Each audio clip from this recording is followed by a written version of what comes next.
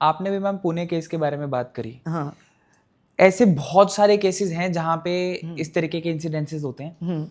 और आपको क्या लगता है, क्या तरीका है बच्चों को सही रास्ते पे वापस लेके आने का? उनके साथ आप हर चीज़ शेयर करो। आगे क्या हो सकता है, हम फास्ट स्पीड से चलते हैं तो हमें भी हार्ट को हा होता है। गाड़ी आप ज़्यादा स्पीड से चला गए तो वो गाड़ी है, उसको भी कुछ हो सकता है। स्लो गाड़ी चलती है, आपके सामने कोई आएगा तो उसको थोड़ा धक्का लगेगा, मर तो नहीं जाएगा, लेकिन आप तेज रफ्तार से चलाते तो आदमी तो मर जाएगा जी। तो बच्चों के साथ आगे फ्यूचर में आपको क्या फेस करना पड़ेगा, ये बच्चों को सही वक्त पे आपको बताना चाहिए।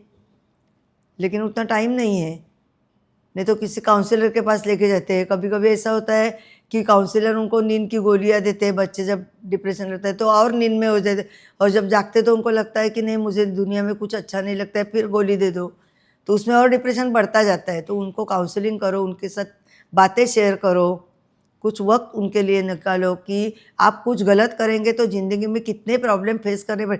गुस्सा बहुत बुरी चीज़ है, आदमी कोई भी बुरा नहीं होता है। मर्डर करने वाली व्यक्ति लालच की वजह से करता है। मैं जब जेल में थी, मैंने देखा कि एक औरत ने अपने छोटा जो देवर का लड़का था उसकी हत्या करके, क्योंकि वारिस मिला ना घर को। हाँ जी। मेरा ही एक बेटा है तो दूसरा वारिस मिला है, तो उस बच्चे के हत्या करके उसको पेटी में भरा था और पेटी लेकर कहीं जा रही थी।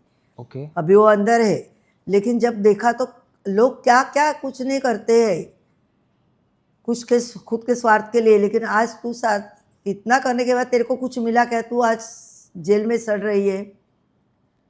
तो ये सब समझाना चाहिए कि तुमने कुछ गलत किया तो तुम्हें क्या क्या भोगना पड़ेगा। तुम्हारा पासपोर्ट जाता है, तुम्हारा करियर बर्बाद हो जाता है, तुम्हें दुनिया के से लोग अपनाते नहीं हैं, बहुत सारे प्रॉब्लम है। तो हर टाइम पे आपको अलर्ट रह के सारी बातें बच्चों को बताना चाहिए। हम आपके हिसाब से आज के समय में जो इतने सारे केसेस हो रहे हैं उसमें आपके हिसाब से आपको क्या लगता है, ये ईर्ष्या है, लालच है, यही बातें मोह है, यही है? मोह माया ईर्ष्या लालच यही सब काम का। और गुस्सा, गुस्सा तो इतनी बुरी चीज़ होती है कि उस गुस्से में आप कुछ भी कर सकते, तो उसको कंट्रोल करो। आपके मन में आया कि मुझे झगड़ा करना है तो 100 मन में अपने आप शांत हो जाओगे। लेकिन लोग नहीं करते, तूने एक बात बोली तो मैं 10 बात बोलूँगा, और यहाँ गलतियाँ करके अपनी ज़िंदगी बर्बाद करते, फिर अकेलेपन में ज़िंदगी गुजार देते। शादी के बाद भी यही होता है, एक दूसरे को अच्छी तरह से जानते नहीं है।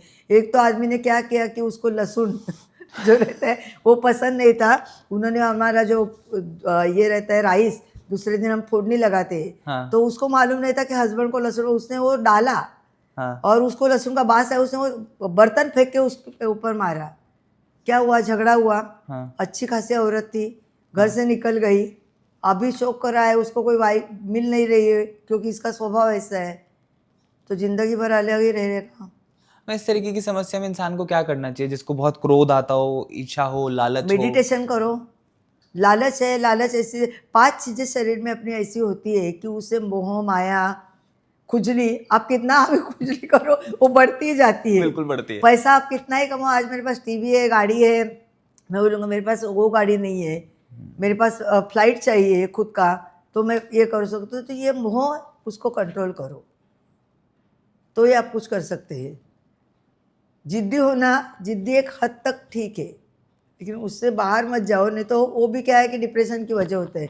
देखो बहुत इंटेलिजेंट लोग होते हैं ना, उनका बहुत सारे हादसे का शिकार होते हैं कि उनको एक एजुकेशन के सिवाय कुछ दिखता ही नहीं है, वो भी मैंने देखा है। तो हर चीज़ को कंट्रोल में रखो। ये तो आप बिल्कुल सही कह रहे हो मैम। ये बिल्कुल नाखून आपने काट दिया, वो बढ़ते ही जाते हैं, उसको आप नहीं कंट्रोल कर सकते कि मैंने अभी काट दिया है तो आगे मत बढ़। गुस्सा आया, गुस्से को कंट्रोल नहीं कर सकते, तो इसके लिए इनको कंट्रोल करेंगे तो आप दुनिया जीत जाओगे।